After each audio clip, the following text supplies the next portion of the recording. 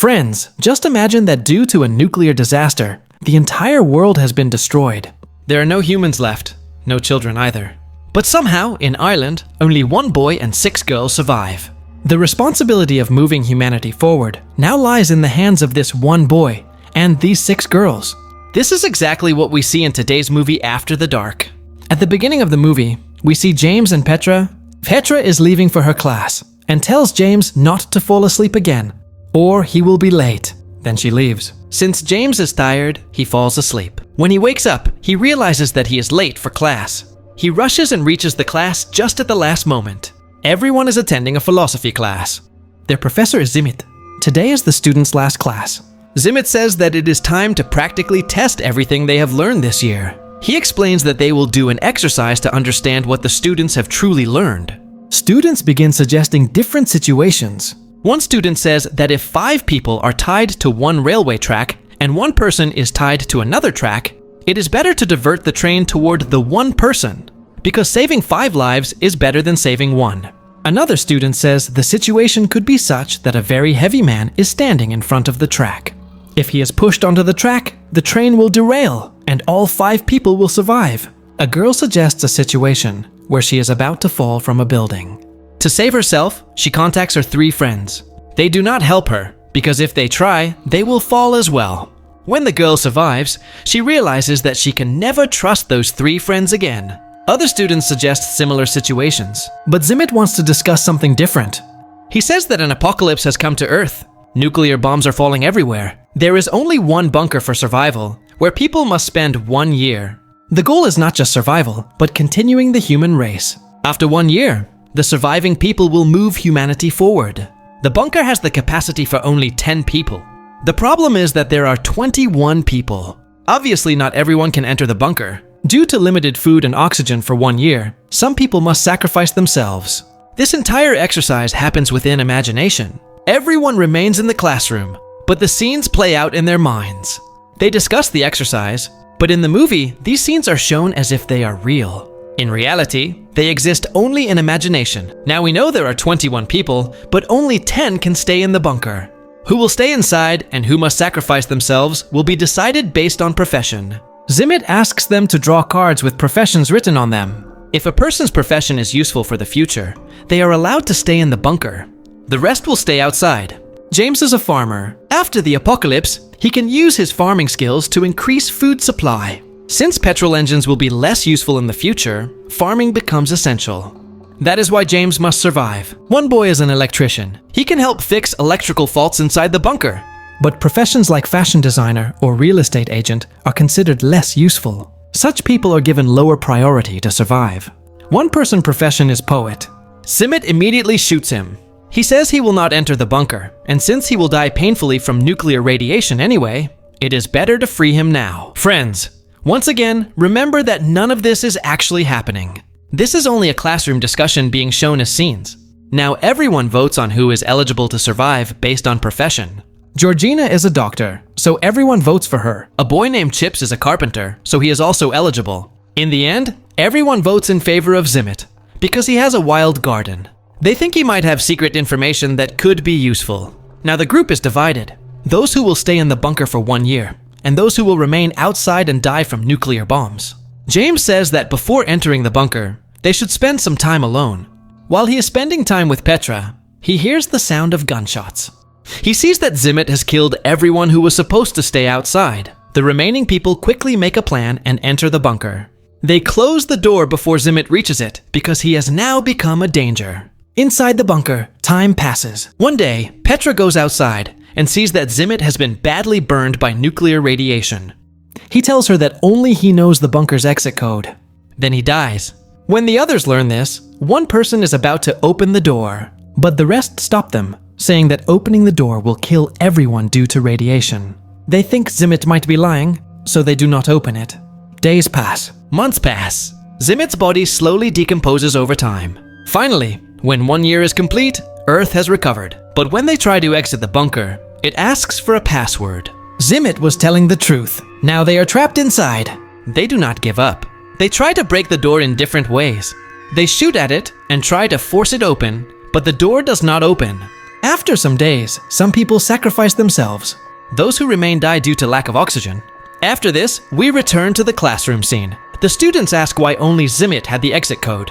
Zimit explains that his profession was construction. He built the bunker himself, which is why he knew the exact code. He says they will do the exercise one more time. Everything will remain the same. But this time, when they open their cards, there is additional specific information that will decide who goes into the bunker in the next round. James's card says that he is a farmer, but also gay. Because he is a farmer, he is still eligible to enter the bunker.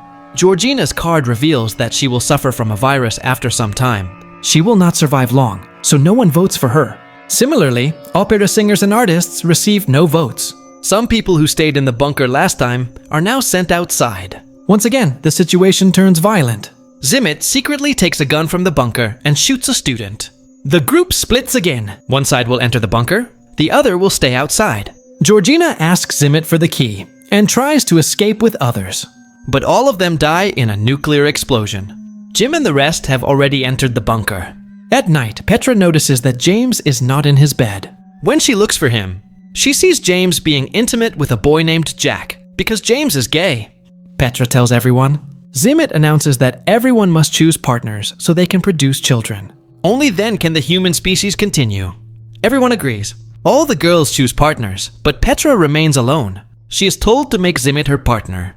Petra agrees and goes with Zimit. James is shocked and tries to stop her, but he himself was intimate with someone else. Days pass. Everyone continues being intimate with their partners, but no one becomes pregnant.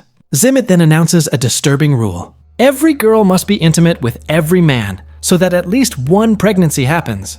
He says that the human species is their priority. Everyone becomes disturbed because they are emotionally attached to their partners and do not want them to be with someone else. Bonnie, who is a soldier with a sharp memory, tells Zimit that she will not be intimate with anyone else. If he forces her, she will kill him. Zimit takes this as an attack on his ego. He takes out a gun and forces everyone out of the room. Jack, who was hiding inside, fights Zimit. During the struggle, Zimit gets injured. Zimit reaches the bunker door and sees explosions and fires outside. He enters the password and opens the door. Suddenly, a massive explosion occurs and everyone dies. We return to the classroom again. The students are exhausted because they have failed the exercise again. Chips says they should try once more and do better. James asks Zimit why he chose him specially when distributing cards the first time. James feels something is wrong. He checks the card box and discovers that Zimit cheated. Zimit deliberately gave James a farmer and gay card. Zimit disliked James and wanted to prove that he was foolish and had no understanding. James tells everyone the truth and says Zimit cheated. He wants to do another round, but the students refuse. Petra, the most intelligent student in the class, says she wants to be in charge this time. She wants to decide who will go into the bunker and who will stay outside. All students trust her and agree. Once again, the situation begins. This time on an island where a nuclear attack is expected. Zimit again tries to hide the girls. We see Petra confronting him. This time, Petra sends the poet, the opera singer, the card-playing boy, and all people without technical skills into the bunker. Zimit says her decision is wrong. He argues that even a fashion designer should stay inside, because clothing and self-esteem matter for civilization.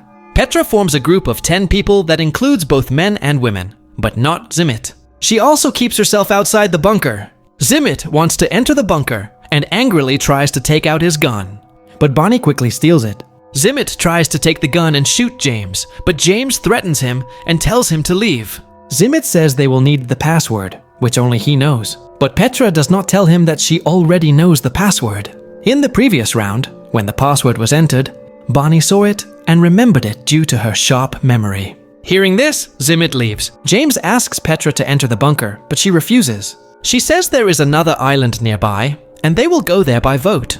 Chips pretends to give Petra the voting key, but instead sends her into the bunker and sacrifices himself outside. This time, the people inside the bunker live peacefully. Everyone is an artist. They read poems, listen to poetry, and stay happy.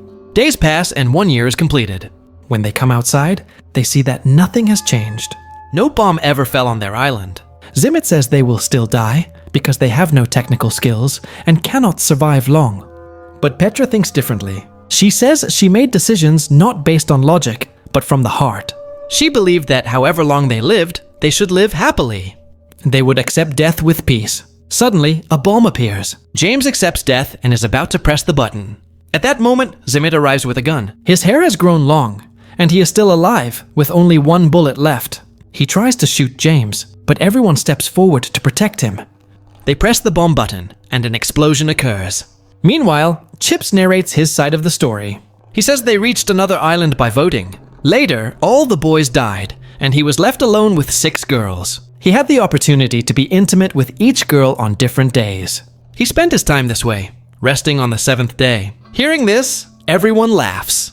The class ends. Zimmet stops speaking. Everyone submits their notebooks and leaves.